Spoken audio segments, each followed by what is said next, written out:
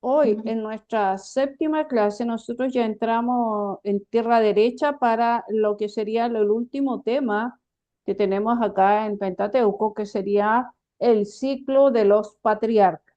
¿Sí? Los patriarcas, cuando hablamos de patriarcas, son los que inician, los jefes de las tribus, de los clanes, son los que inician este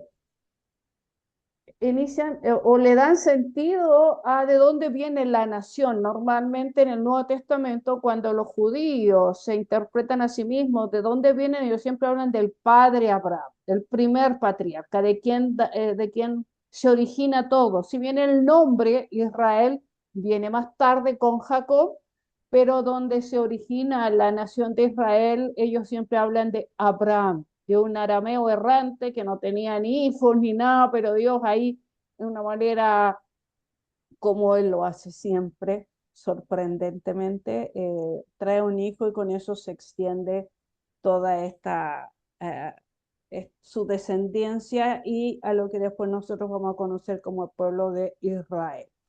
Sí, nosotros siempre vamos a hablar de los patriarcas Abraham, Isaac, Jacob, José. Si bien José no es el primogénito, porque normalmente el patriarca es el primogénito, el primer hijo. En el caso de Abraham, en el caso de Isaac es porque el primer hijo de Abraham y de Sara. En el caso de Jacob es porque son mellizos, Jacob y Esaú, pero Jacob, vamos a ver, asume este liderazgo. Y en el caso de José, porque José es el primer hijo de la esposa que ama a Jacob, que sería Raquel. Y entonces vamos nosotros a hablar de estos cuatro patriarcas que comienza ya desde el capítulo 12 hasta el final el libro de Génesis. Y nosotros hablamos de Abraham entonces como el primer patriarca. Y la imagen que uno normalmente tiene de Abraham es esta, de cuando va a sacrificar a su hijo Isaac, porque Dios se lo solicitó, se lo pidió. ¿Sí? Pero vamos a ver entonces un poquito acá de Abraham. ¿Qué tenemos acá al frente? Acá al frente nosotros tenemos los descendientes de Abraham, desde su padre hacia abajo, ¿sí? Su padre Tare, eso nosotros lo vemos ahí en Génesis 12. De ahora en adelante vamos a estar ahí, con Génesis 12, 13, 14, al 20 vamos a llegar, 20, 21. Tare es el padre de Abraham y tiene tres hijos, a Arán, Abraham, Nacor, aunque vamos a ver otra lámina donde se extiende los hijos. Hay que mencionar también que en la cultura oriental, y ellos todavía no tienen la ley de Moisés, normalmente nos vamos a encontrar con esta expresión. Por ejemplo, en el caso de Abraham, cuando dice que Sara es su hermana, y uno dice, pero ¿cómo se casa con la hermana? Estamos hablando de ahora, pero en la época antes de la ley, ellos no tenían ningún problema y se casaban entre familias, ¿sí? Con el primo, con la sobrino, y en este caso de Sara lo vamos a ver que es con su hermana. Ahora, la pregunta, no sé, Emanuel o Eliana o Mónica, que está por ahí. Ah, ¿por qué se casaban entre familia, entre padre y entre hermanos, entre primos? ¿Por qué se casaban entre ellos? Por qué no buscaban casarse con alguien ajeno, así como uno que va a otro país o que va a otro lugar? ¿Por qué era ese contexto oriental? ¿Por qué se casaban entre ellos, entre familias? Esto lo llamamos como la endogamia, matrimonios familiares. Mónica abrió su micrófono. Sí, hola a todos. Hola, le vemos la mitad de la Pienso carita, de le vemos la que, mitad de la carita nomás, sí, pero no ah, importa, la escuchamos. es que Ahí está. estoy justo cargando el celular, que lo tengo como Ah, de lado. ya. Pienso porque al principio, obviamente que había como un mandato de cierto fructificar, digamos, población. Y Ujú. de alguna forma, cierto, la gente no. la cantidad de gente que tenemos ahora, ¿cierto? ya, Y no había leyes que prohibieran eso, que pudieran ser entre hermanos o primos, ciertos familiares. Y lo ujú, otro también que la costumbre quizás también, o la cultura, era que ellos eran muy de tribus, muy de familias clonadas, ¿cómo se llama? De familias eh, que eran como muy unidas y que no experimentaban tener, digamos, relación tribu. Como ya, que antiguamente era como muy selectivo el tema del tribu, como ajá, los pueblos. ya, Entonces me guío como que fueran esas dos cosas. Primero, para, digamos, cuando no había una ley que prohibiera eso en ese momento, ujú, era también, ¿cierto?, por un mandato que era por fructificar la tierra, ¿cierto?, ujú, llenar la tierra de personas. ujú, Y lo otro sería también por el tema de las tribus que era muy marcada, ya ya. eso. Muy bien, gracias, Mónica. Eh, usuario de Zoom, Olivia, levantó la mano, le escuchamos. Edith, Edith, ahí está. Edith, ese es el nombre, sorry. Edith, dígalo. sí, mire, yo sé como cuatro cosas fundamentales Ya, que eran para mantener la herencia familiar, ya ya, era para preservar la descendencia del pueblo elegido, ajá, era también para evitar la influencia de otros dioses, esa era la creencia en ese entonces, y ajá, también era porque había una pequeña población al inicio. ajá, Yo sé ya. sobre esas cuatro cosas, la verdad. No me Ujú. acuerdo de alguna más, pero igual me habían mencionado otras. No, pero Gracias. está bien, Edith, está bien, Edith. Ah, si bien eso nosotros más lo chequeamos o lo afirmamos ya a partir del Éxodo, ¿eh? Todavía estamos acá en Génesis, todavía estamos no con ley, no con nada de eso. Si bien se va perfilando lo que usted acaba de mencionar, por ejemplo, para mantener la riqueza dentro de la familia, todavía ellos son errantes, son nómades, no tienen propiedades, pero sí tienen animales, ¿sí?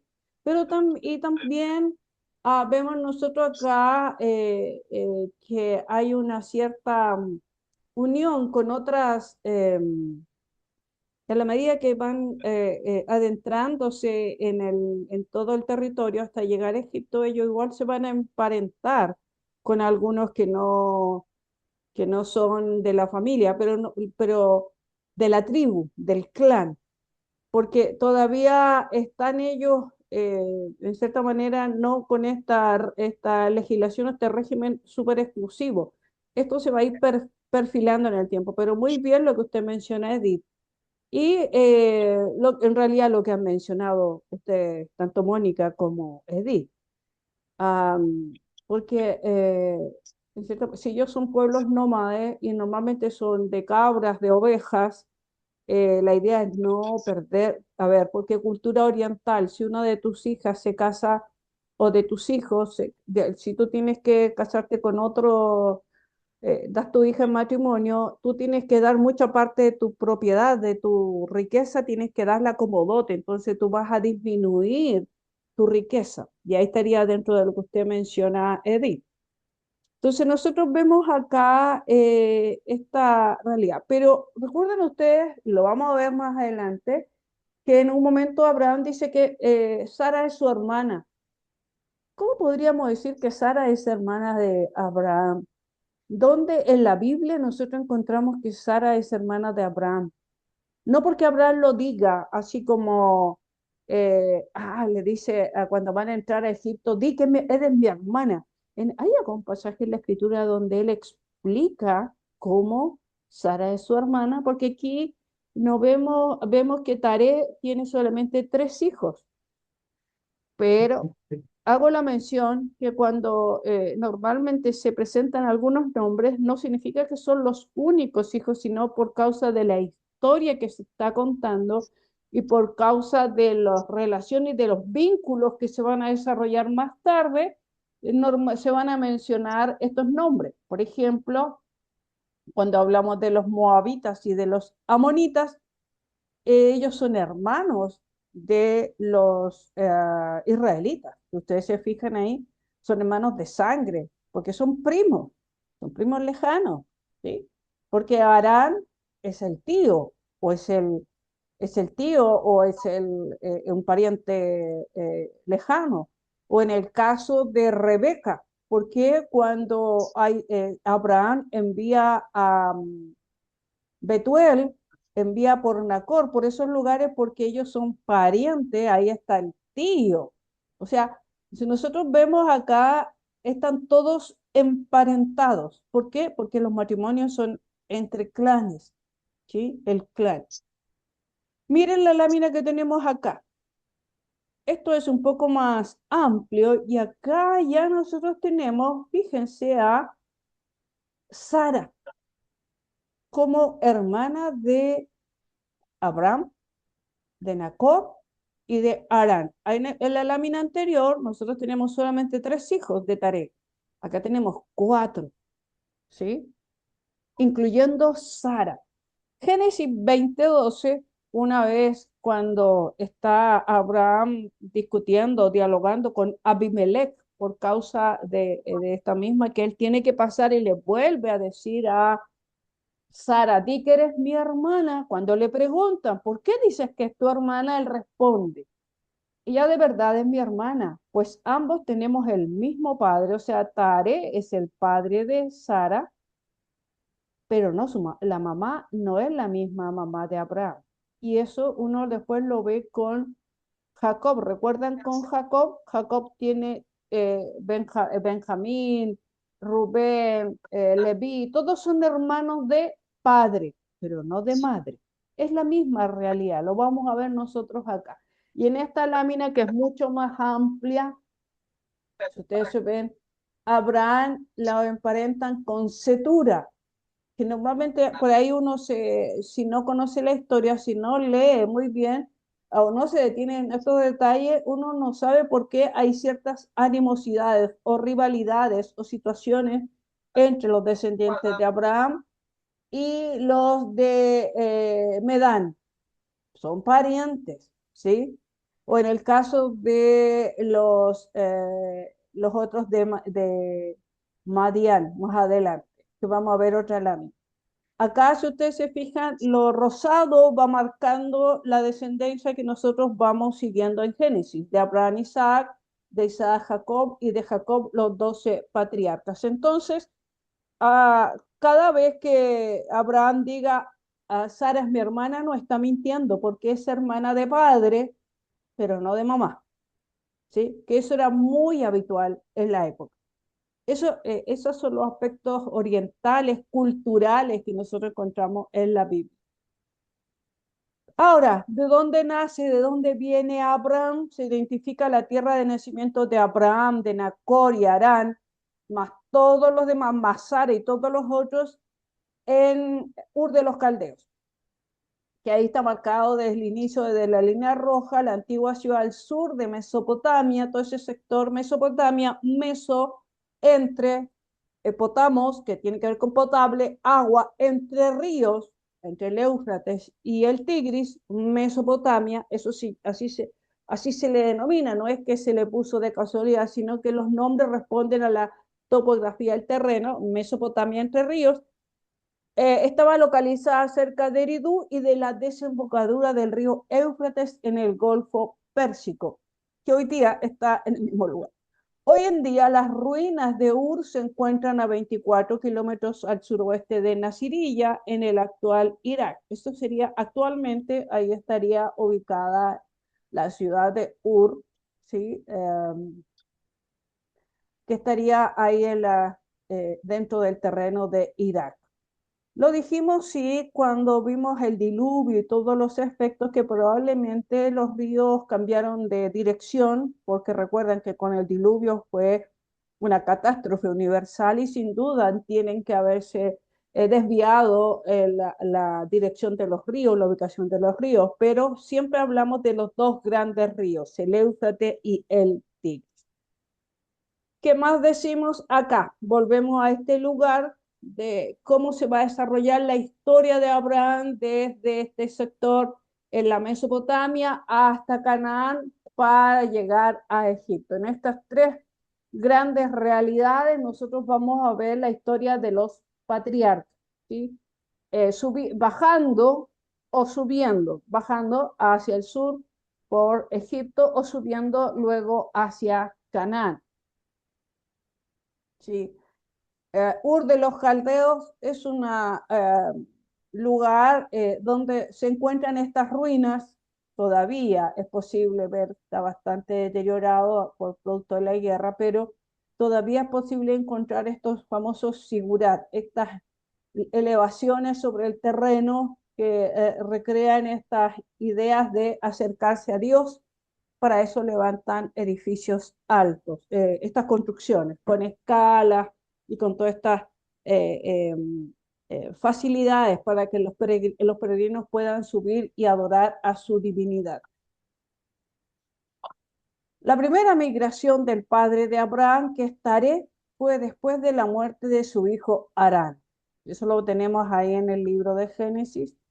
Desde Ur de los Caldeos hasta Harán, la ciudad hitita, eso lo tenemos en Génesis 11:31 también.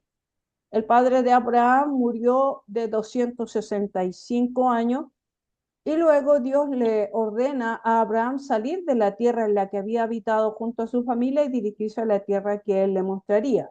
Y ya estamos en Génesis 2. Les voy a pedir que tengan a mano su Biblia porque vamos a estar leyendo algunos pasajes que van a ser interesantes mirarlo. Génesis 12, entonces nosotros ya comenzamos con la historia de Abraham, propiamente tal. Luego de que falleció su padre y ahora Abraham comienza su viaje, ¿sí? Acá tenemos entonces los cuatro momentos, desde Ur hasta Harán, arriba, y después baja hasta Canaán y a Egipto. Lo interesante de esta lámina que nos muestra en lo que se denomina la media luna fértil, ¿sí? La media luna fértil que muestran estos cuatro círculos ahí mencionados, porque no hay un camino derecho, o sea, en realidad podrían ir en forma recta, pero todo eso es desierto. Entonces ellos van a bordear todo lo que es el desierto y van a bordear justamente por donde están los ríos, ¿sí? Van a bordear hasta llegar, bajar nuevamente por los ríos. Arriba en el norte, donde está Carquemish, Calab, por ahí está el río Orontes, que es el río por el cual ellos también pueden bajar. Después está el río Jordán, el mar Muerto, hasta llegar a Egipto, donde están los ríos Nilo. Si ustedes se fijan, las grandes migraciones en esa época siempre van por la orilla de los ríos. ¿Por qué? Porque están en un lugar con temperaturas altísimas y necesitan agua no solamente para ellos, que tienen que procesarla, sino agua para los animales, ¿sí? Entonces, este sería el ambiente de Abraham. Y en Génesis 12:2, en la Biblia de nuestro pueblo, Dios le dice: haré de ti un gran pueblo, te bendeciré, haré famoso tu nombre y servirá de bendición. Génesis 12:2.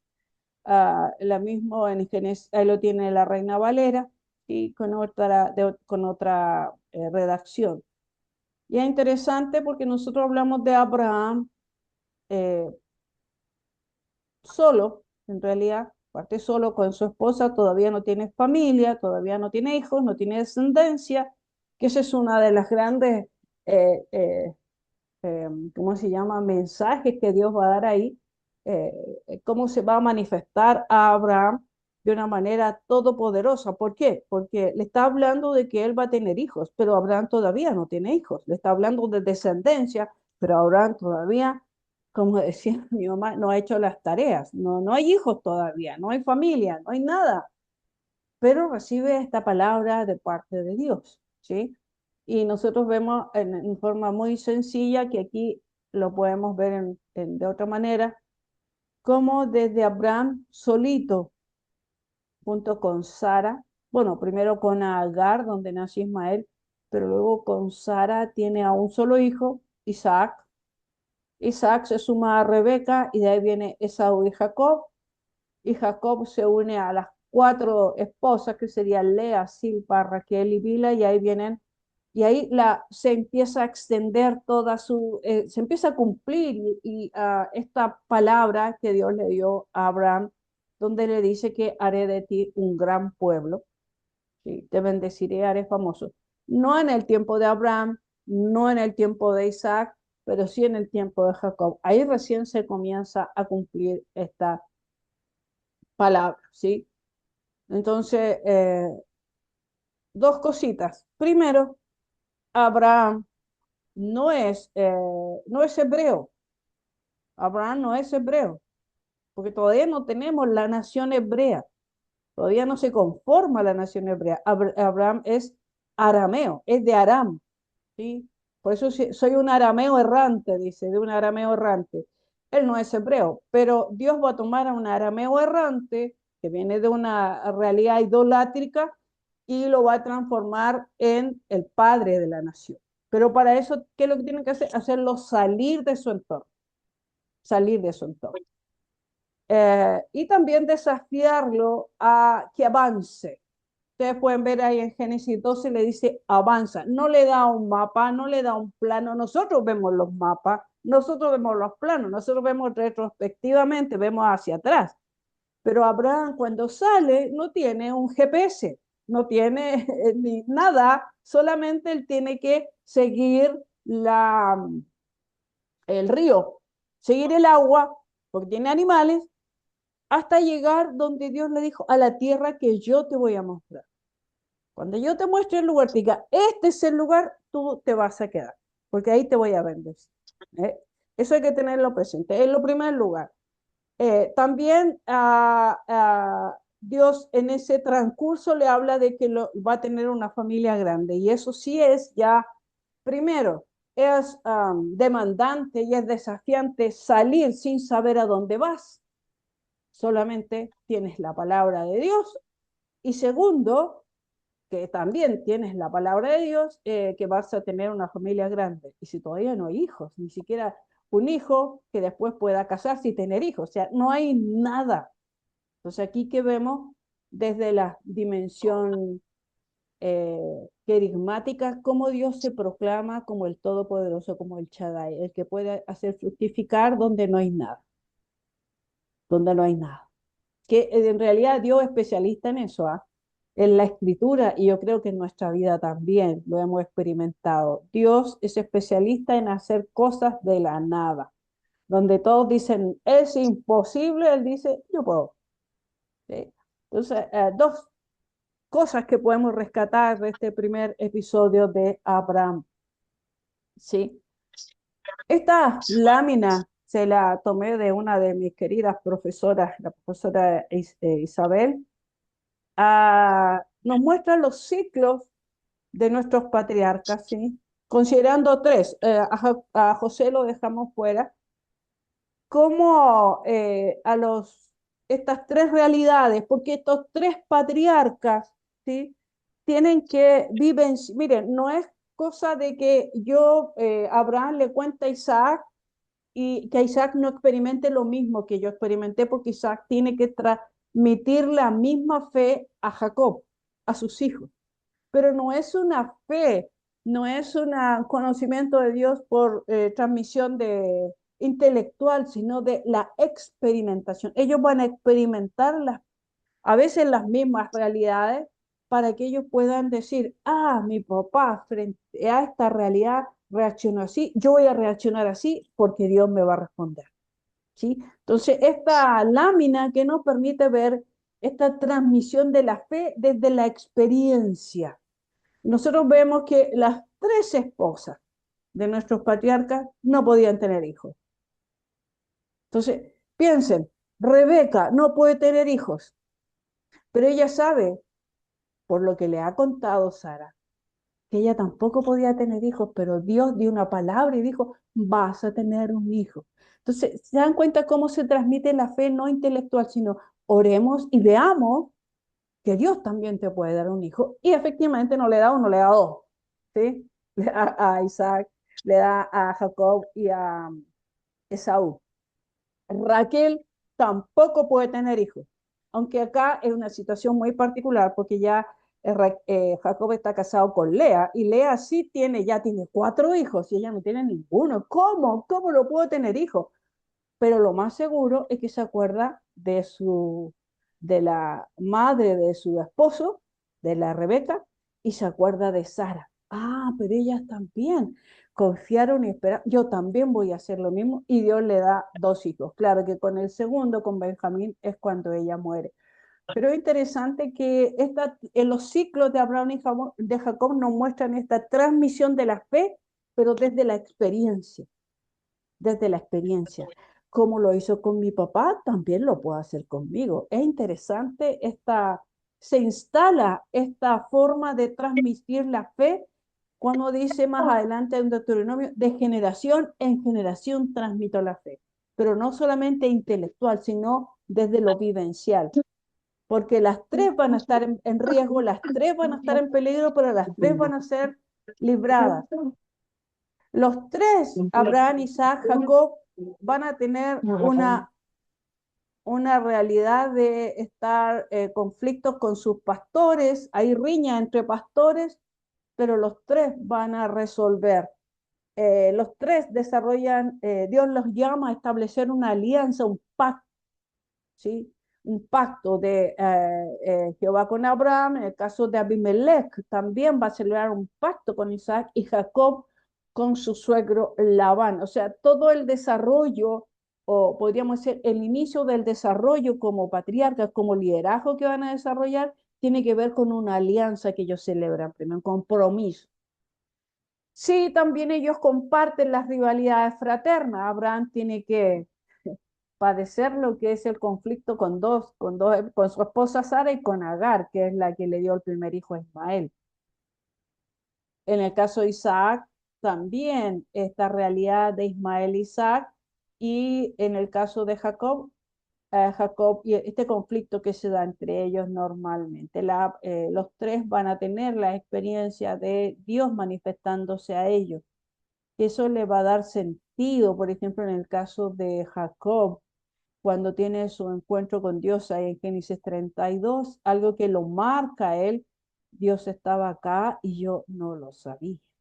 Y luego cuando tiene ese conflicto con el ángel y dices, no te suelto si no me bendices, eso tiene que haberle hecho sentido lo que pasó con su papá, lo que pasó con su abuelo. O sea, estamos viendo acá la transmisión de la fe desde la experiencia, ¿sí?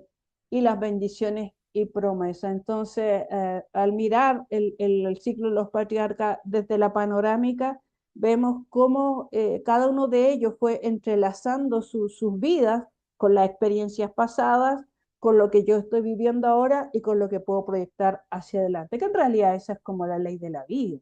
Los que son padres acá saben que funciona así. Tú enseñas a tus hijos no lo que tú creaste solamente, sino lo que heredaste de tus padres, lo que tú vives y lo que puedes transmitir a tus hijos. Entonces, miramos cómo se transmite acá la fe. Las 3 realidades, entonces, acá que nosotros tenemos de Abraham en Canaán, cuando él comienza la gran aventura de la fe, porque sin duda, vuelvo a decir, salir sin saber a dónde vas. No sé, hoy podríamos decir, Eliana, Mónica o Emanuel o Edith, hoy día nosotros es como, no sé, voy sin destino, dice uno, pero uno tiene GPS, tiene los mapas, tiene, no sé, tiene todo, o sea, uno le coloca en el móvil dónde estoy y ya te da un panorama de alrededor que lo que hay. Uno nunca va a un lugar donde no sabe, a menos que uno vaya a otro país. ¿Sí? Y sin destino, pero aún así tenemos GPS, pero ahí sin duda es una aventura. Por eso a Abraham se le llama el padre de la fe, porque creyó sin saber a dónde ir, como dice en el libro de Hebreos, salió sin saber a dónde ir. 3 etapas del recorrido de la tierra, Siquem, ¿sí? Siquem que está a medio camino, ¿sí? Betel, que es el lugar, un viejo lugar de culto, que es donde Jacob más tarde va a tener su encuentro con Dios, y Negev, que es el desierto, ¿sí? Que eso también, no, estas pasadas por estos lugares nos muestran todas estas realidades, porque en Siquén es donde tiene la palabra de Dios, en Betel en donde se encuentra con, que eso también aquí uno puede levantar un altar, y el desierto, que para la visión o cosmovisión de la época, el desierto es un lugar de pruebas. Uno normalmente lo asocia así en un desierto, un lugar de pruebas, pero también de conflicto, de oscuridad, de angustia, de pesar. Pero si pasas al otro lado, hay prosperidad. Si logras pasar al otro lado, el desierto cumple esa función. La mayoría trata de evitar el desierto. Ya lo vimos antes, no van a cruzar directamente por el desierto porque el desierto no solamente es oscuridad, sino es muerte por lo excesivo a temperatura del día o el frío de la noche, las bestias salvajes. El desierto es un lugar de muerte. Pero por ello acá en este territorio normalmente hay tres grandes vías que donde transita la gente, la que va pegadito, una vía que va pegada al borde del mar Mediterráneo, que se llama la vía marítima, una que va por entre medio, porque entre el río Jordán y entre el mar Mediterráneo, ahí nosotros tenemos una cordillera central, algo así como la cordillera de la costa, montes no muy altos, pero sí que ahí es donde vive la gente y ahí también pasa otro camino, y el otro que sería al otro lado del Jordán, el camino del rey. Entonces, pero estos son lugares por los que va a atravesar Abraham y le van a pasar cosas a Abraham en estos lugares, ¿sí? Hasta llegar a Egipto. Ahora, miremos Génesis 12. ¿Pueden ustedes leer para ustedes? Yo después le pregunto. Génesis 12 del versículo 1 al 7. Lo leen para ustedes y yo después les voy a preguntar alguna cosilla por ahí.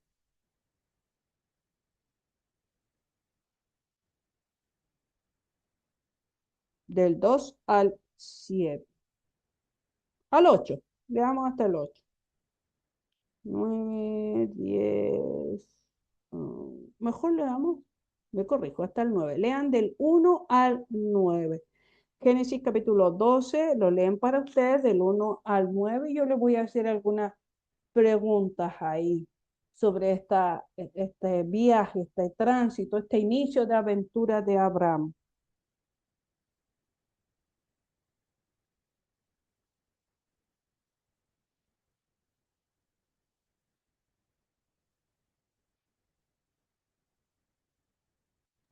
Doce, uno 12 hasta del el 1 al 9. 10, al 9, al 9.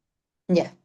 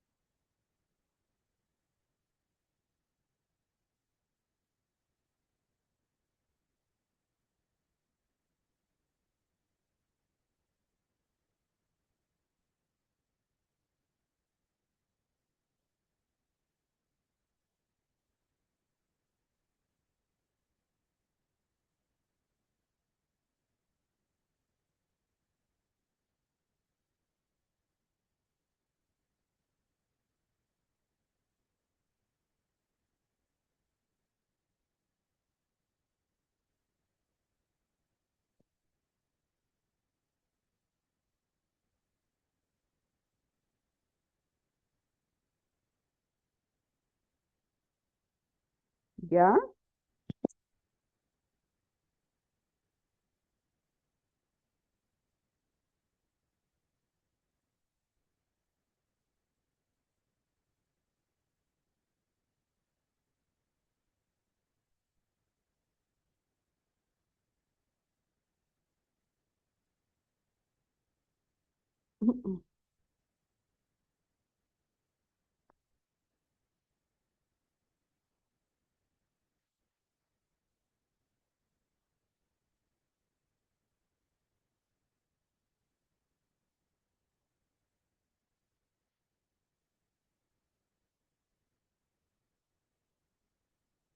¿Ok? Miremos el texto entonces. Yo voy a ir haciendo preguntas y en la medida que usted lo sabe, lo lee, lo miró bien ahí detenidamente, vamos respondiendo.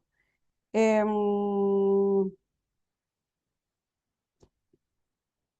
¿Cuántos años tenía Abraham cuando salió de su tierra y cuando Dios le dio la promesa de que tendría una familia grande? ¿Cuántos años tenía? 76. 75 años, 75, 76 años Sí. aproximadamente, cuando él recibe la promesa de que va a tener una familia grande, ¿sí? ¿Cuál es la orden que Dios le da para salir de la tierra? Le dice ah, hacia dónde tiene que ir, dónde se tiene que detener.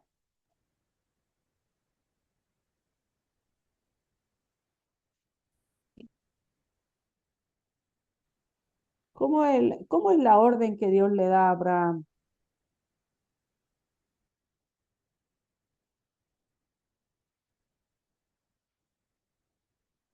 No le da una dirección, pero le da ciertas instrucciones. Eliana, ¿sabe? Le tiene que abrir su micrófono, sí, porque lo tiene muteado.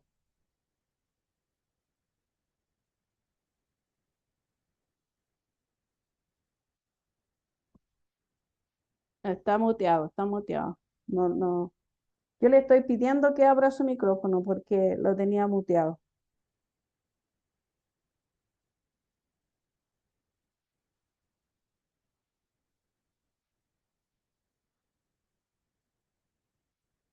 No, parece que no hay.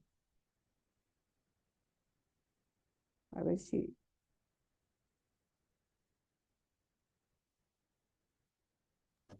Seguramente está recibiendo una orden en la pantalla que le dice abra su micrófono. Sí. Ahí Ahí está. está, ahí está. Ahora sí, Gracias a quien le ayudó. Sí, Eliana, mi ¿cómo hija, es me- la, mi hija me cómo es? ayudó. Los hijos siempre salvan, ¿eh? Eliana, Sí. ¿cómo es la orden que Dios le da a Abraham? ¿Le dice dónde tiene que ir, dónde se tiene que detener? No, no le dice, solamente le dice que salga de su tierra y de su ¿Ya? parentela, ¿Ya? porque él dice que le va a mostrar la tierra. Ah, ok, entonces podríamos decir que le da como una cierta señal a Claro, la tierra que yo te muestre, esa es la que yo te voy a dar. ¿Sí? sí, Ok, sí. ok, ¿sí? Dice, vete a la tierra que yo te mostraré. Sí, pero más abajo dice de que ellos estaban pasando por Siquem, Ya, ya, por eso, donde, vamos a ir ah, ahí, ya, ya, Mónica, vamos a ir ahí, ya, vamos a ir ahí. ¿Ya? ya, Entonces, si bien no le da una dirección exacta, pero le exacto. dice, a la tierra que yo te muestre, ahí es donde tienes que estar, ¿sí? Después dijimos que tenía 75 años. Entonces dice que él tomó a su esposa, a su sobrino, todos sus animales y se puso a caminar. ¿Por qué dice a la tierra de Canaán? Porque recuerden que él no sabe hacia dónde tiene que ir. ¿Qué es lo que él hace? Sube nomás por el río, después llega a Arán donde muere su padre, después sigue bajando, porque ya no puede seguir subiendo porque no hay, arriba hay más desierto y montaña, él empieza a bajar y llega a Canaán. Y ahí lo que estaba diciendo recién Mónica. Y dice, El 6. ¿lo, ¿lo puede leer el versículo 6? Y pasó Abraham por aquella tierra hasta el lugar de Siquem, hasta el encino de Moré. Ujú, Y el cananeo estaba entonces en la tierra. ujú, Y apareció Jehová a Abraham y le dijo, a tu descendencia daré esta tierra. ujú. Y ¿Y edificó ahí un altar a Jehová, ujú. quien le había aparecido. ¿Qué tenemos acá entonces? Dios le Mm. dijo, a la tierra que yo te muestre, esa va a ser tu tierra. ¿Sí? Y cuando Abraham viene bajando, llega a Siquem. Siquem es una ciudad antigua que ya existía antes que Abraham pasara por ahí. Y Siquem queda en la mitad de todo lo que va a ser la tierra prometida. Siquem es como Santiago, podríamos decir, la capital. Aunque en realidad la mitad de Chile está en Lota, allá en la octava región está la mitad de Chile geográficamente. Pero podríamos decir que Siquem pasa a ser como el centro. Aquí es donde yo te voy a bendecir, le dice Dios. ¿Qué es lo que hace Abraham? Levanta un altar. ¿Qué significa que un oriental en esa época levante un altar? ¿Qué será? Edith, ¿qué significado será que levante un altar un oriental? Porque va a levantar Abraham, Isaac, Jacob, van a levantar altares. ¿Qué significa un altar en ese contexto? A ver, Edith, si puede, o Emanuel, o quién más está por ahí, la Jessie, si es que están, pueden responder, o Viviana, Olivia. Eh, bueno, en el caso de Abraham, levantar un altar significaría varias cosas. Por ejemplo, la adoración, que es reconocer a Dios como Señor. La Ya, gratitud, que es ya, agradecer por la promesa y la protección recibida. ajá, La memoria, dejar señal visible de que allí Dios se había manifestado. La ajá, consagración, dedicar a ese lugar su vida a Dios. ya. O sea, Bien. eso significaba. ¿Algo más? ¿Alguien puede decir algo más? Pero está bien, Edith, Ujú. está bien lo que menciona. ¿Algo más? Porque de pronto nosotros respondemos desde nuestra perspectiva nuevo testamentaria, pero Claro. quedémonos allá en Pero el... también era ofrecer sacrificio y recordar un encuentro importante con Dios. Ya, no sé, es que ya lo mencionó, pero bien, Edith, si lo que dijo estaba bien, Ya. pero ¿Yo puedo, ya, Olivia? sí, Olivia, Yo me creo, me imagino que levantaba altares como, de cierta manera, como para tomarse el lugar, ajá, para tomar el territorio que Dios le había prometido. sí, ok, Eso. gracias. Lo mismo que está ahí mencionando el pastor David Russell. Lo que dijo Edith estaba bien, hay que sumarle esta realidad. Contexto oriental, ellos hablan de dioses territoriales, de, por ejemplo, por eso se habla de es una diversidad de divinidades en este contexto, porque para cada clan, cada comunidad tiene un dios con su nombre, con su imagen. Entonces hay un politeísmo, hay muchas divinidades asociadas al dios de la montaña, al dios del agua, al dios de los animales, al dios de la lluvia, al dios del desierto, y tienen diferentes divinidades. ¿Y cómo ellos lo van a tipificar o cómo ellos lo van a simbolizar? Consagrando, ocupó la palabra que ocupó, consagrar un lugar. Esta tierra es de Baal y van a levantar un altar.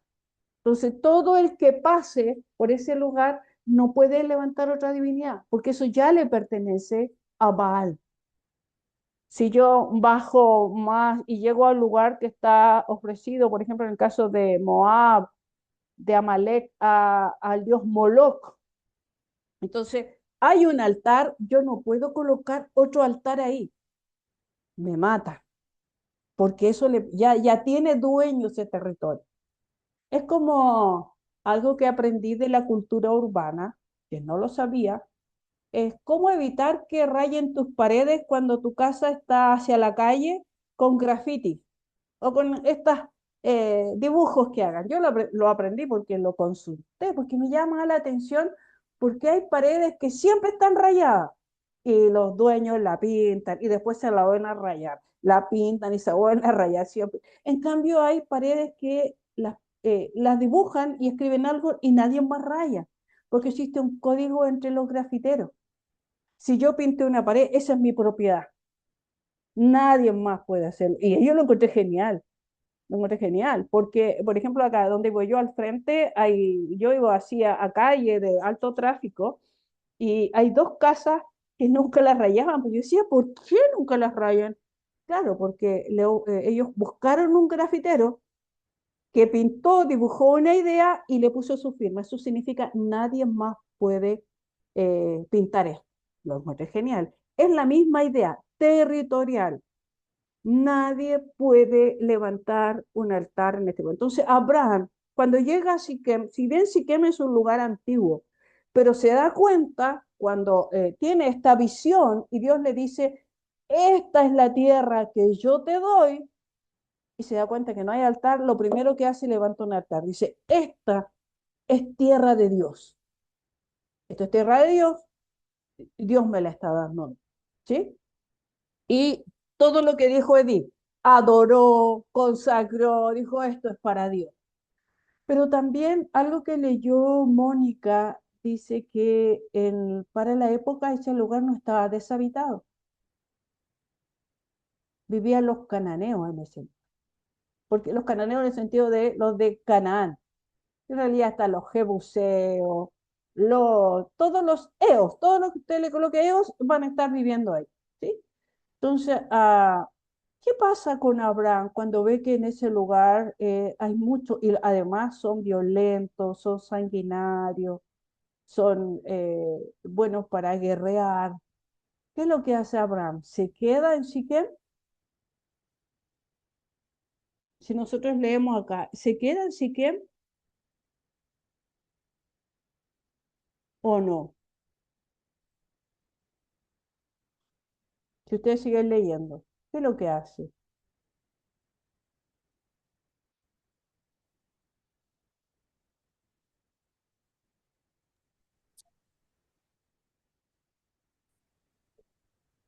En el 8 dice, luego se pasó de allí a un monte al oriente de Bet-El Ujú, y plantó su tienda.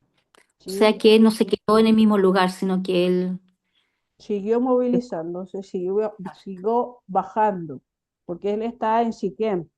Siguió bajando hacia el sur y llega a Betel, donde dice que también levanta un altar y lo dedicó al Señor. O sea, levantó otro, fue como levantando hitos, que podríamos decir en la cartografía moderna, estos hitos donde dice hasta aquí, de aquí hasta allí, eso es territorio de Chile, por el caso de los hitos que están allá por el caso tuvimos una guerra con Argentina, allá en el sur, ¿sí? En lo austral.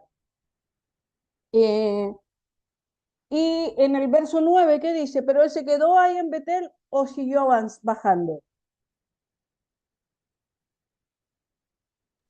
Por lo que continúa el texto, él sigue bajando. Sigue bajando. Ahora, ¿por qué sigue Está bajando? Negev. Sí, hasta el desierto. ¿Sí? Lo que está, Ujú. ya tienen aquí las tres etapas. ¿Por qué sigue bajando? ¿Qué habrá pasado en la mente de Abraham? Dios le dijo, al lugar donde yo te muestre, ahí tú te quedas. O ahí, ese es el lugar donde te voy a bendecir. Ya el texto nos da una idea a mencionar que están los cananeos, que son violentos. Algunos autores piensan que probablemente para la época, ¿cuál es el lugar como apetecible? Es como el sueño americano, diríamos, contexto de la década del 80. El sueño americano era vivir y llegar a Estados Unidos, entrar, vivir, prosperar, porque era el sueño americano. ¿Sí? Ah, Abraham considera Canaán como una tierra hostil, mientras que Egipto es rica y segura. Le han llegado los mensajes, los WhatsApp de que en Egipto tú puedes prosperar. En Egipto sí tiene una característica, por eso nunca hablamos de imperio en Egipto, hablamos de reinos, porque tienen una característica bien particular en Egipto, todos pueden prosperar. Si bien uno habla de esclavitud, pero nunca son los egipcios, siempre son los extranjeros que son esclavos, pero el egipcio en sí puede desarrollarse, puede crecer. Entonces, probablemente a Abraham le llega esta información de que en Egipto puede prosperar. Además, hay, cruzando el Negev, voy a volver al mapa atrás, el Negev, que es todo un desierto, tú llegas a lo que es, hay agua, está el delta del río Nilo, que son los brazos del río que llegan al Mediterráneo. Es una tierra ideal ¿para qué? Para el pastoreo. Y ellos son pueblos pastoriles, pues, de cabras, de ovejas. Es una tierra deseable para ellos. En cambio, Canaán es costa, o sea, es costa, pero tiene montaña y además es hostil. Los cananeos son belicosos, son de guerra. Egipto, pero algo que Abraham no sabe, que Egipto es la mayor amenaza para el matrimonio, porque es donde va a tener que mentir. Nosotros lo miramos así, wow, Abraham se me cayó porque miente. Aunque no miente en el sentido de que la Sara es su esposa, pero es como como una mentirita blanca, podríamos decir. Por su seguridad personal, Abraham va a declarar que Sara es su hermana. Y aquí, por ahí, algunas interpretaciones es como se aprovecha de esta realidad. ¿Sí? Como que la casi vende a Sara, así como, Sara, tú vas a ser mi defensora frente al faraón. ¿Sí? Como que casi la ofrece como un pago para que él pueda estar bien. Son lecturas que uno puede ver por ahí. Pero también nosotros la miramos desde esta realidad de cómo Dios va a cuidarlos también, a pesar de toda esta realidad. Y aquí tenemos una extraña paradoja, ¿sí? Porque Abraham va a obtener muchos bienes y riqueza luego de que el faraón se da cuenta de que no puede, que le va a ir mal si toca a Sara, eh, lo despide con mucha riqueza para que él se vaya, porque no podemos quedarnos con esto. Pero por otra parte, por causa de la misma Sara, Faraón y su corte fueron azotados con una peste. Eso lo dice en Génesis 12:7. Aquí, ¿qué se va a instalar en el colectivo, en esta narrativa? Y aquí está la intencionalidad del escritor, ¿sí? Que aquí nosotros sabemos que es Dios supervisando a los historiadores, a los escritores. Se va a instalar lo que más tarde va a cantar David, que a mis enemigos Dios siempre los va a juzgar. Al que quiera hacerme daño, yo no me tengo que vengar, yo no tengo que tomar venganza. Dios va a vengarme de mis enemigos. ¿Sí? Algo, cuando dice el Salmo 23, recuerda, dice, aderezas mesa frente a mí en presencia de mis angustiadores. Una interpretación dice, yo puedo comer tranquilamente, estar en paz, porque de mis angustiadores se ocupa Dios. No me voy a angustiar por los que quieren hacerme daño. Acá se comienza a instalar esa idea, ese pensamiento que más adelante van a desarrollar los profetas y que lo va a rescatar en el Nuevo Testamento también los escritores. La venganza no nos corresponde a nosotros. La venganza siempre es Dios, nosotros no. Mía es la venganza, dice el Señor. Esa es la expresión que van a encontrar ustedes ahí, en donde eh, no tienes que pelear, por ejemplo. Otra idea es, no habrá para que ustedes peleen, Dios peleará por ustedes. Aquí es algo que Abraham va a ir descubriendo. Recuerden, Abraham está en todo un proceso de descubrir a Dios, porque él escuchó, no sabemos cómo distinguió que era Dios que le estaba hablando, pero él está aprendiendo a conocer a Dios y a caminar en fe, pero en esta fe activa, en esta fe que avanza. ¿Sí? Y va a darse cuenta de esto. Ajá, Él me va a defender. No tengo que yo defender. ¿Sí? Y esta expresión cuando dice, y creyó a Jehová, no es una fe, no es un creer intelectual. Ya lo dijimos antes. Esta transmisión de la fe es a través de la experiencia, de lo vivencial.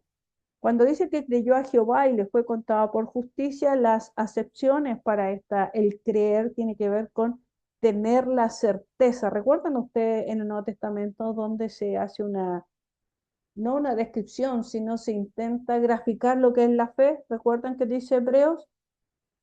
Es pues la fe, la certeza de lo que se espera. ¿Qué es lo que es certeza?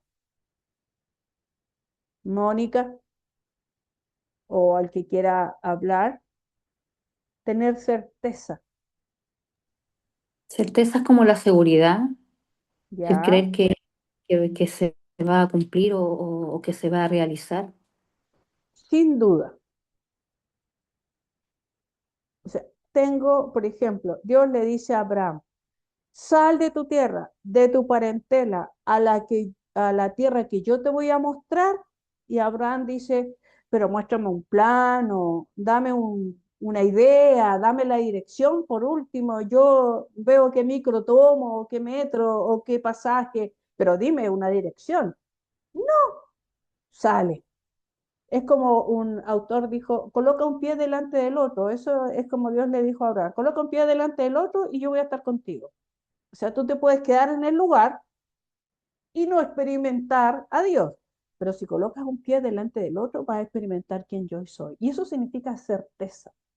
No espero que las cosas, no espero, ni siquiera espero ver algunas ideas, algunas señales, sino yo avanzo, no, no sé lo que va a haber al otro lado.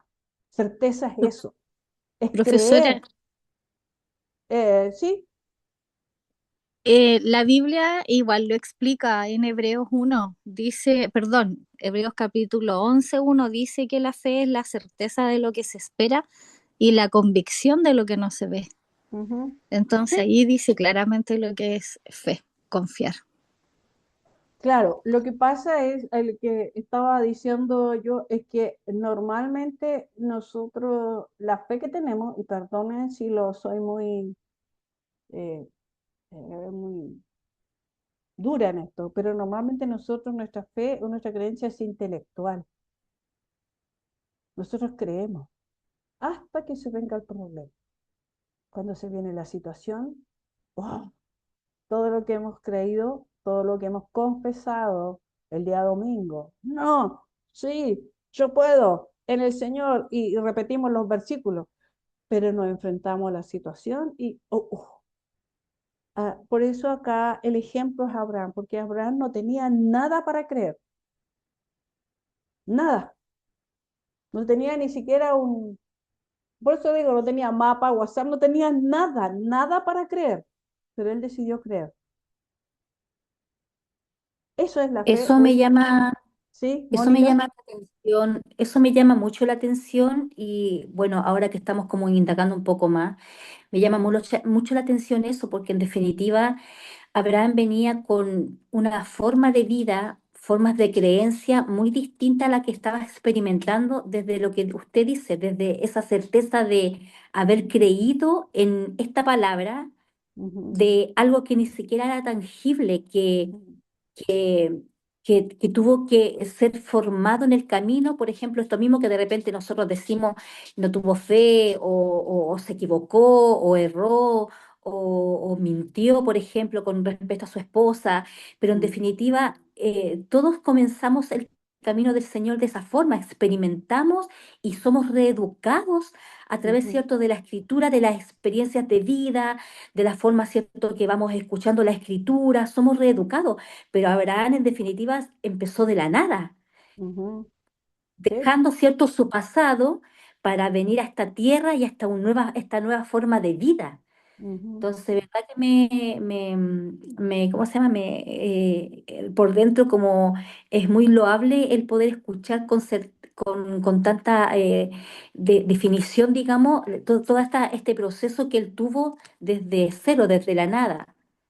sí. No tuvo ningún maestro, no tuvo ningún discipulador, nadie que le enseñara. No estaba mirando a nadie, nadie a quien decir, yo voy a tener esa fe que tiene el pastor, que tiene, porque siempre, no, no tiene nada, solamente tiene una palabra de Dios. O sea, Profesora, ahí estamos en presencia de fe. Por eso que a Abraham se le dice el padre de la fe. porque él no ve nada, no tiene ninguna idea, no hay ninguna señal, nada, nada. Pero él decide creer. ¿Quién iba a hablar, Viviana? Sí. Ah, sí, yo tenía una duda, profesora, Ajá. como dice que Abraham no tenía ninguna figura. ¿Y qué pasa con Noé? Vi un libro que una vez creo que él estaba vivo al mismo tiempo que Abraham. ¿No se sabe Mm, algo ahí en teología si tuvieron algún contacto o algo de no, descendiente o no, no. hijo de Noé? Lo que pasa es que Abraham viene de esa descendencia. Abraham viene de ellos serían semitas, viene de esa descendencia. No, Abraham no es contemporáneo de Noé, han pasado muchos años. No es contemporáneo de Job, de ahí sí, pero de Abraham no, han pasado muchos años después. O sea, ellos tienen historias nomás, tienen historias, relatos, pero él no, ¿a qué voy cuando digo que no tiene ningún ejemplo vivo? Como nosotros, que tenemos a los pastores, o a nuestros padres espirituales, a los que nos inyectan fe, a los que siempre, vamos, tú puedes, vamos de nuevo. Abraham no tenía alguien que lo dirigiera, nada, solamente tiene una palabra de Dios. Entonces, por eso se habla de él como el padre de la fe. Es como Noé, Noé creyó. Qué bueno que lo mencionas, Diana, porque seguramente él va a recibir algún relato de esto, porque Dios le hace construir algo donde no hay nada tampoco, nunca ha llovido tampoco. Entonces, creer cuando estás en desierto, estás en un lugar donde nunca ha llovido, no sabes lo que es un barco, no sabes lo que es la lluvia, porque no. Y Dios te dice, ahora va a llover, como es de loco. Pero de eso se trata la fe, de creer en lo imposible. Podríamos decir que muchas veces nuestra fe siempre es posible, porque nosotros creemos por lo que podemos ver, pero aquí se trata de creer en lo que no es. Entonces, es un desafío apuntarse como esto, como Abraham y esta fe que él va a manifestar. Él no solamente lo dice, yo creo, sino que actúa en consecuencia. Es algo que va a rescatar Juanito en el Nuevo Testamento. Cuando Juanito habla de creer, él habla de actuar, de acción. No es yo creo, confieso, declaro, anuncio, sino vivo conforme a lo que estoy hablando. ¿Sí? Y eso le dio el derecho a Abraham de constituirse, como también el escritor del Nuevo Testamento va a decir, en el amigo de Dios, el que confía. Porque los amigos son en quienes uno confía, uno descansa, se pone en manos de, ¿sí? Las promesas de Génesis 15 van a conectar, ya estamos en el capítulo 15, a, donde Dios establece un pacto con Abraham, ¿sí? Van a conectar la historia de Abraham con la historia del Éxodo, dice García López, uno de los escritores de algún comentario ahí en el Pentateuco, dice que estas promesas de Génesis van a conectar con lo que va a pasar más adelante. En cierta manera es como Dios le está haciendo de Abraham, que revelándole lo que va a venir más adelante. Porque le va a decir, tienes que saber que tu descendencia vivirá como forastera en tierra ajena. Tendrá que servir y sufrir opresión durante 400 años. Recuerden, el escritor está vinculando, está contando el origen de la nación, cómo inicia con Abraham, pero cómo todo lo que está pasando con Abraham y cómo se está desarrollando esta fe va a tener su impacto más adelante en alguien que va a aparecer más tarde, que sería Moisés. Por ahí podríamos decir, Viviana, a raíz de lo que usted mencionaba, la historia va vinculando estas historias, ¿sí? Y Dios va a establecer ahí en el 15, Génesis 15 con Abraham, un pacto, ¿sí? Un pacto. Y tiene, ¿cuáles serían las señales evidentes del pacto o el berit? Primero, Dios se va a presentar a Abraham, que ya tiene a esta altura, recuerden, cuando comenzó el camino tenía 75, a esta altura ya tiene 99 y todavía no hay hijos, ¿sí? Génesis 17:1 dice, Dios se presenta a Abraham de 99 años como el Shaddai. El Shaddai, ¿cuál es el significado de la expresión el Shaddai? El Todopoderoso. Porque para hacer lo que tiene que hacer Abraham es porque está creyendo que Dios es todopoderoso, porque sigue caminando, sigue avanzando y todavía no hay hijo, pero sigue creyendo, sigue manteniendo la fe, ¿sí? La primera, ¿sí? Se le presenta y dice, yo soy el todopoderoso. Lo que no es normal ni natural, yo voy a hacer que sea sobrenatural, para que quede en evidencia que yo estoy a favor tuyo. En segundo lugar, Dios le cambia el nombre de Abraham, ¿sí? Le dice ahora, ya no serás Abraham, sino que te llamarás Abraham, porque serás el padre de muchas naciones, ¿sí? Ya, el cambio de nombre, que lo vamos a ver de forma muy repetida, sobre todo en el Antiguo Testamento, tiene que ver con el destino. El nombre tiene que ver con el destino, porque cada vez que te pregunten, ¿cómo te llamas? Tú vas a decir Abraham, pero en realidad estás diciendo, voy a ser padre de muchas naciones. Cada vez que alguien que te pregunta el nombre, tú vas a decir, yo soy el padre de muchas naciones, aunque al presente todavía no haya nada. Eso es fe, porque no tiene nada Abraham. Pasan los años y no hay señal de un hijo con Sara, pero él sigue anunciando, va a seguir hablando, y sobre todo ahora que ya se está acercando al momento que va a ser padre de Isaac, Dios le dice, ahora vas a ser padre de naciones, porque luego viene, en un rato más va a venir Isaac, unos años más. En tercer lugar, la otra señal está en el 17 días. Dios establece la alianza no solo con Abraham, sino también con su descendencia a través de la señal de la circuncisión. Dios le dice algo que los va a distinguir a ustedes de todos los pueblos vecinos en la circuncisión. Ahora la pregunta uno dice, pero esto es, la circuncisión se daba en las otras naciones. Por ejemplo, en Egipto había circuncisión. Los mismos jeroglíficos, esta es una réplica de un jeroglífico en Egipto, donde ellos en las paredes o en los paneles o en las rocas van a escribir, van a dibujar lo que ellos, la práctica de ellos, lo cotidiano. Y este es un grabado aproximadamente del 2200 antes de Cristo, que representa una circuncisión practicada con una piedra de sílex en un hombre de a pie. Así se practicaba la circuncisión. Pero si ustedes se fijan, la circuncisión es para hombres de 20 años, para hombres, para jóvenes. La diferencia de la circuncisión de los hebreos es que se le va a practicar a los niños.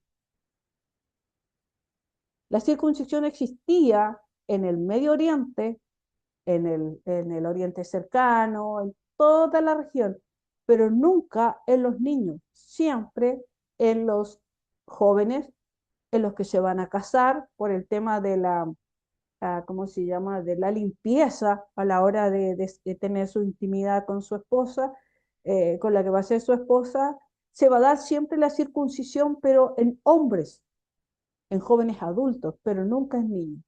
Esto es lo novedoso en los niños, porque más adelante, como lo sabemos, la misma Biblia, porque a mí me llamaba la atención por qué la princesa cuando recibe a Moisés y ve al bebé, dice, este es hebreo. ¿Por qué dice que es hebreo? Porque el bebé está desnudo y está circuncidado. Y la circuncisión no se da en los niños. Es hebreo. Wow, dije yo, qué genial, no, nunca lo había visto.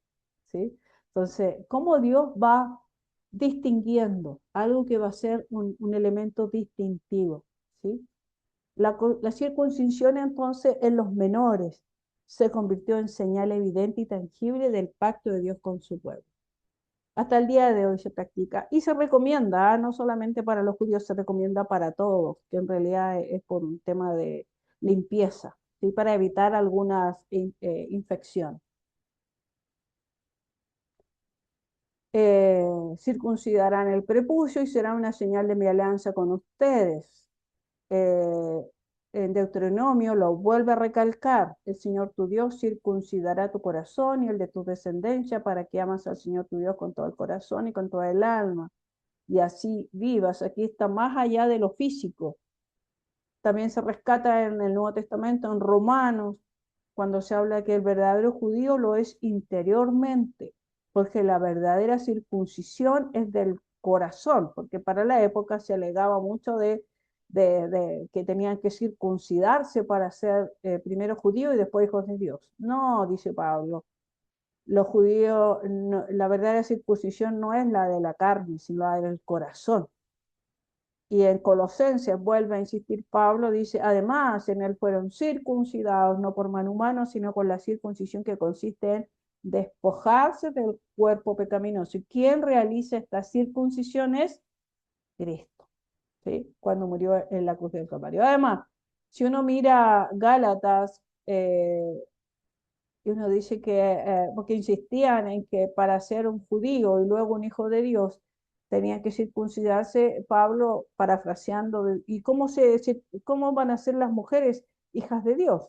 Ah, no, se tienen que casar con un hombre, pero las que no se casan nunca van a poder ser hijas de Dios. Entonces Pablo dice: porque ya no es la circuncisión del perjuicio, querido, es la del corazón. Porque ya no hay hombre ni mujer. Porque, ¿qué tendrían que circuncidar a nosotros, Mónica? La oreja, si nosotros no tenemos prepucio, la oreja, la punta de la nariz, no sé, un dedo, ¿qué tendrían que circuncidarnos para poder ser hijas de Dios? La lengua. Entonces, fue una señal al principio, pero Juan 2:12, que dice: más a todos los que le recibieron, los que creen en su nombre, le dio la potestad de ser hechos hijos de Dios. O sea, para ser hijo de Dios, de acuerdo al Nuevo Testamento, ya no es necesario la circuncisión. Si lo querías hacer bien, pero no la establezcas como condición. ¿Sí? Seguimos. Luego, Abraham entonces es depositario de la bendición de Dios para todos los pueblos, porque aquí se introduce este tema. Lot, mientras está bajo el techo, por así decirlo, el techo o la casa de Abraham, se constituye también el heredero de la bendición de Abraham, ¿sí? Como por medio de Abraham, también Sodoma podría haber alcanzado la bendición, pero no fue así. No obstante, esto se va a realizar en Lot, ¿sí? Que van a salvar de ahí de Sodoma y Gomorra por la intercesión de Abraham, y de ellos van a nacer dos pueblos que se van a incorporar al imperio davídico: los moabitas y los amonitas, pero que siempre van a tener ciertos conflictos ahí. Incluso en un momento cuando el pueblo va hacia la tierra prometida, Dios les prohíbe entrar en tierra de Moab y de Amón, tienen que rodear, ¿sí? Pasan a constituirse en un pueblo que va a tener cierto conflicto con Israel. Esto sería una ubicación más o menos donde estaría Sodoma y Gomorra aproximadamente. Y luego viene el nacimiento de Isaac, que sería el segundo patriarca de Israel. Ahí se interrumpe el capítulo 21. 25 años después de que Dios hiciera la promesa a Abraham, nace Isaac. ¿Usted esperaría 25 años a que nazca tu primer hijo? ¿O a los 10 ya andaría adoptando? ¿O andaríamos in vitro? Si Dios te dijo que te va a dar un hijo, wow, yo no puedo juzgar a los papás que puedan actuar de otra manera, pero me recuerdo a mi amiga, se casó ella a los 35, 36, y ella lo único que quería era tener un bebé y oraba para tener un bebé. Quedó embarazada a los 37, feliz, pero pasaron 2 meses y se cayó luego. Oh, lloramos con ella.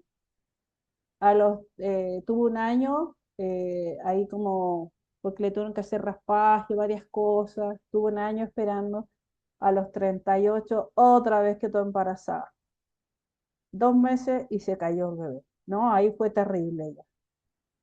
Oh, ahí estuve con ella en la maternidad, en la madre e hijo que está allá arriba. Y llorábamos, porque Dios me dijo que me iba a dar un hijo, pero ya van dos y los dos se mueren. Esperó un año, pero ya dijo, no, no más, dijo mi amiga. Y un día la vemos con la pastora Patti, la miramos y decimos, esta Mari parece que está embarazada, porque Mari se llama mi amiga, pero no ha dicho nada, no quería decir nada. Quería que pasaran a lo menos 4 meses. Cuando cumplió 5 meses, ella nos dijo, estoy embarazada. ¡Wow! Dijimos nosotros. Y hoy día la Sofi tiene 16. Nosotros, se llama Sofía, pero nosotros le decimos milagro, le decimos milagro. Porque ella, a pesar de las dos pérdidas, ella se afirmaba de que Dios dijo que me iba a dar un hijo. Y lo tuvo a los 39, casi 40 años, tuvo a su hija. Bien, pero fue difícil mantenerla. Es que pasan los años, el reloj, el biológico. Pero ¿cómo ya me estoy acercando a los 40? ¿Cómo de tener un hijo? Pero Dios le dio su hijo a los 38, pasando para los 39. Ahí nació la Sofía. Entonces, ¿cuánto estamos? Es como para preguntarse, si Dios te da una palabra, ¿cuánto tiempo puedes esperar hasta que se cumpla? Oh, ahí hay que estar muy apoderado de la palabra de Dios o estar muy sujeto a que Dios calme tu corazón para que uno espere. Porque a veces se alinean los chakras, diciendo, se alinean los planetas y dice, ahora es, y no es. Uno tiende a desanimarse, pero hay que ir. Hey, Dios dijo algo y Dios lo va a cumplir. Abraham tenía 75 años cuando recibió la promesa y cumplió 100 años cuando Sara dio a luz a Isaac. O sea, otra lección acá de Abraham. O sea, Abraham sin duda un hombre de fe. Y vamos a quedar por la hora.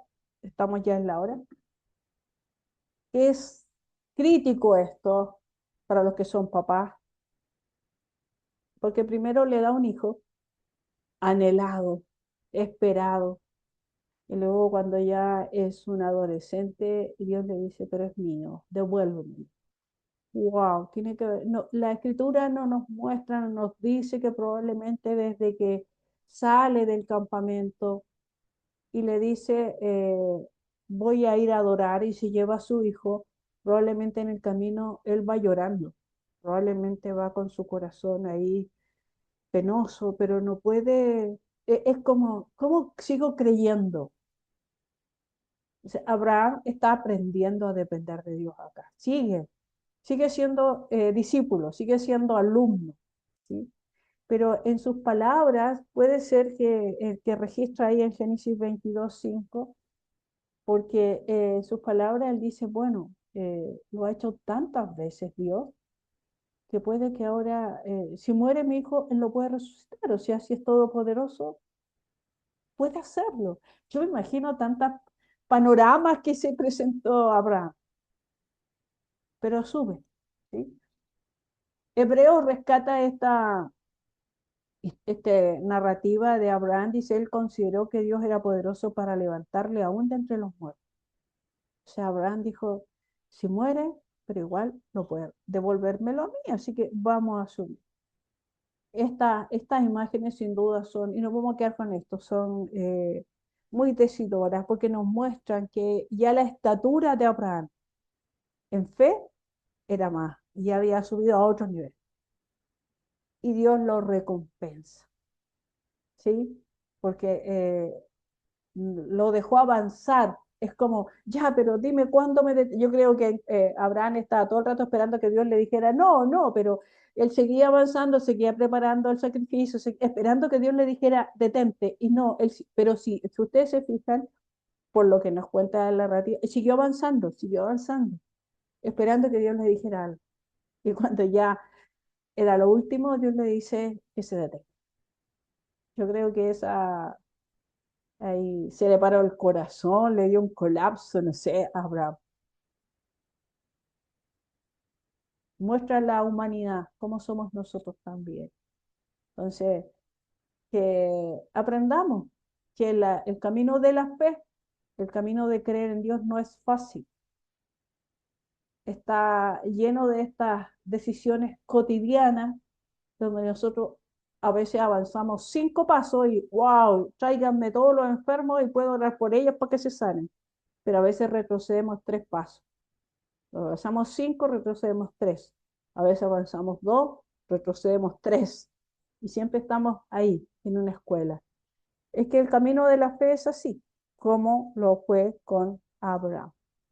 Vamos a quedar hasta acá con este relato del primer patriarca, Abraham. Ya, y hablamos también de Isaac. Para Isaac solamente se le dan dos capítulos. De Isaac no hay mucha narrativa. De Isaac tenemos 2 capítulos. Más se habla de Abraham y del que más vamos a hablar de Jacob y luego José, que tiene más espacio, más capítulos ahí en Génesis.